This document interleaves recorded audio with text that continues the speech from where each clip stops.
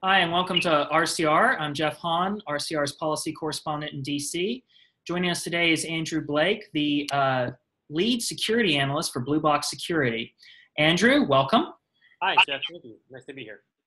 All right, and first, I think we can start off by you talking a little bit about your company and what y'all do, what your mission is. Sure. So Bluebox Security provides mobile security and app management by helping organizations create what we call self-defending apps that essentially allow these enterprises to, control and secure any and all the mobile data that these apps are creating and producing. And we're able to do this, kind of through dynamic app management and also by giving the organizations essentially unprecedented visibility into how their mobile environment is functioning and operating correctly. And we're able to do this through a cloud-based solution we have in which we allow the enterprises to come in and they can basically take any iOS or Android application and we protect it, and then we enable them to be able to detect threats and then respond quickly enough to it to keep their data secure. All right, it's a challenging job in the app-driven world, but so your company's announcing today that you've made some startling discoveries regarding 10 of the most popular travel apps. Can you tell us about this? Yeah, so we did a little bit of research where we wanted to kind of see in the app ecosystem what kind of security protections are in place in apps, or rather what security protections are not in place. And we selected the category of travel apps as a nice area to research, primarily because right now it's a very hot season for travel. There's a lot of holidays coming up. There's back to school time, and and then these apps, consumers, but both enterprise employees are using these apps in general for doing things like airline bookings and reservations, payments for hotels, ride sharing, all those sorts of things. So these apps are very much presently being used an exceeding amount of time by all the employees out there.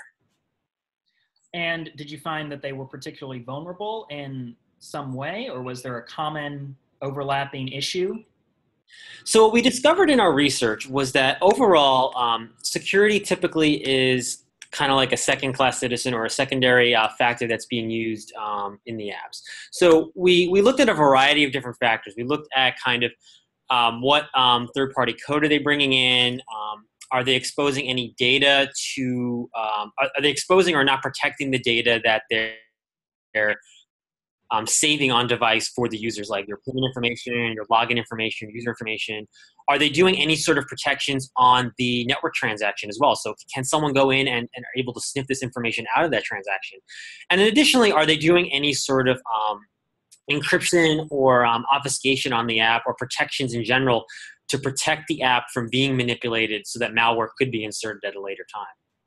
And kind of overall, what we discovered was that the apps largely don't have any protections in place at this time. So basically, you as an attacker could go into the app, modify it, insert your malware, and then basically have free reign of what you'd want to do with that app after you've gone and modified it.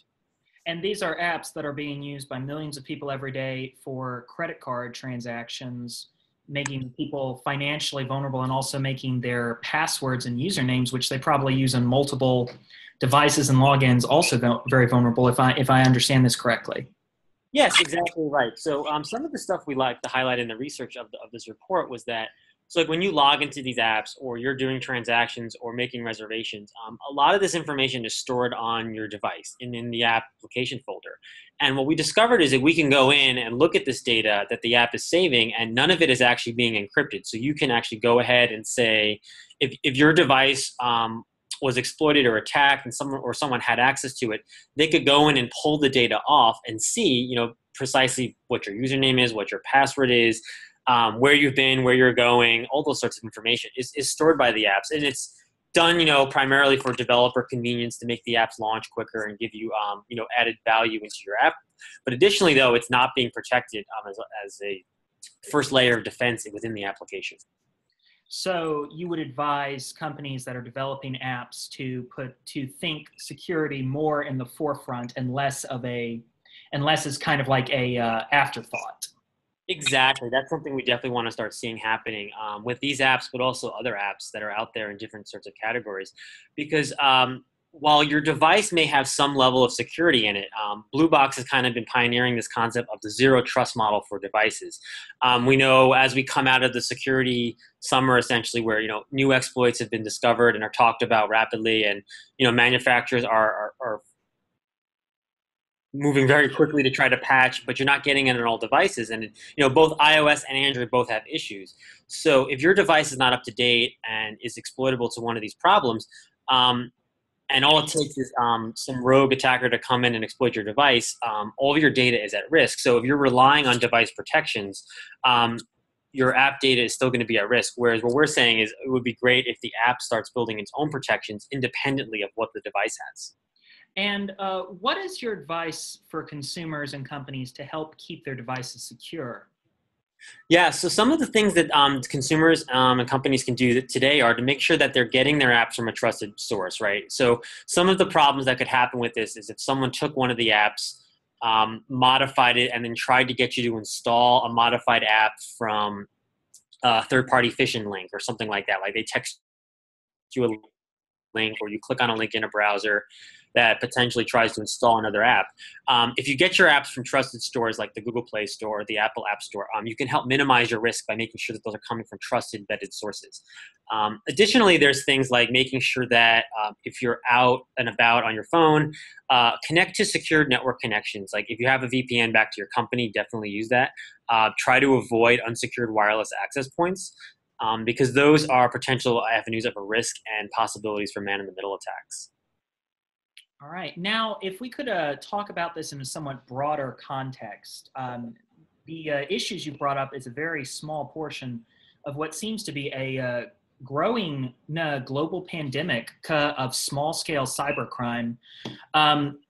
We had talked a little bit before we began recording about the Cisco mid-year security report, in which Cisco noted that the rise of cryptocurrencies and the global proliferation of smartphones and the ease at which people can develop apps, third-party vendors, as you've mentioned, has made small-scale cybercrime much more lucrative. Which is to say, not necessarily trying to breach banks or large retailers, but rather breaching individual smartphones and either stealing data, lifting credit card information, or the new concept of ransomware, where you are actually locked out of your phone until you pay a ransom.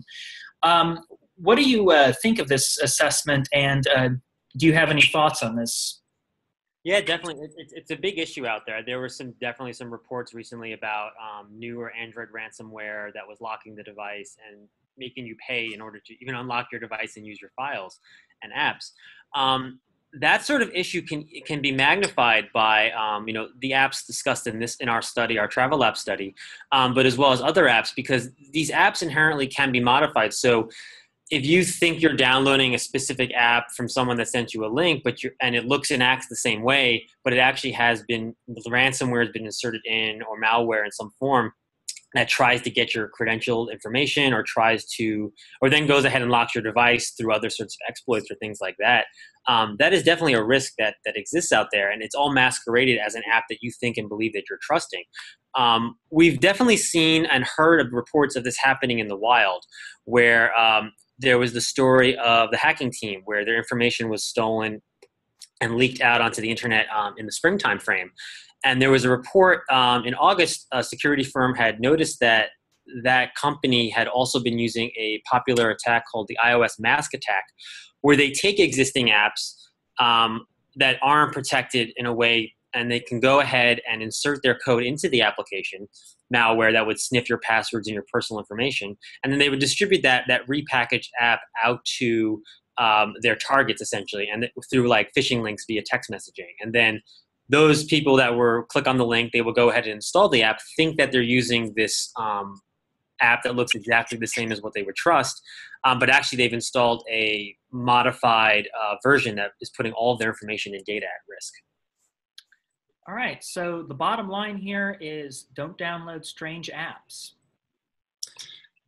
Yes, absolutely. Make sure your apps are coming from trusted sources, but also the study speaks to a larger piece of getting developers and enterprises to think more about security and what they're putting into their apps, and making sure that security kind of becomes a first best practice when they're developing their app and they're considering, what they're storing on the device. And also, once the app is out there, it can be modified unless it has protections in place to prevent that modification. So you want to make sure you're doing your best effort to prevent that from happening.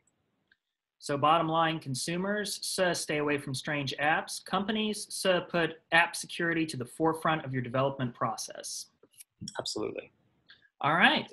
Well, that's all for today. Yeah, thank you very much, Mr. Blake, for taking the time to speak with us. Thank you very much, Jeff. It's been great.